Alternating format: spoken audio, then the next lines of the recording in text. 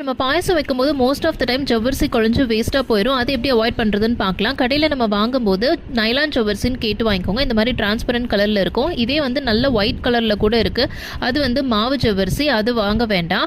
நிறைய சைஸஸில் கிடைக்குது. உங்களுக்கு எந்த சைஸ் வேணுமோ அந்த சைஸில் பார்த்து வாங்கிக்கோங்க. நான் இன்றைக்கி சின்ன சைஸ் தான் எடுத்திருக்கேன்.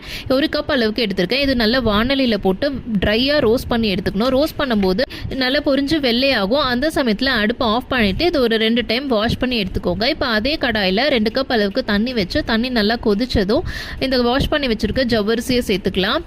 தண்ணி வந்து நீங்கள் கொஞ்சம் ஜாஸ்தியாகவே வைக்கணும். இல்லை அப்படின்னா அடி பிடிக்க ஆரம்பிச்சிடும். அப்பப்போ கலந்து விட்டுட்டே இருக்கணும். இப்போ பாருங்கள், தண்ணி நல்லா கொதிச்சு ஜவ்வரிசியும் வெந்துருச்சு. இப்போ நான் அடுப்பை ஆஃப் பண்ணிடுறேன். இந்த ஸ்டேஜில் எப்படி இருக்குன்னு பாருங்கள். கொஞ்சம் தண்ணியாக தான் இருக்குது. இது ஆற ஆற நல்லா கெட்டி ஆயிரும்.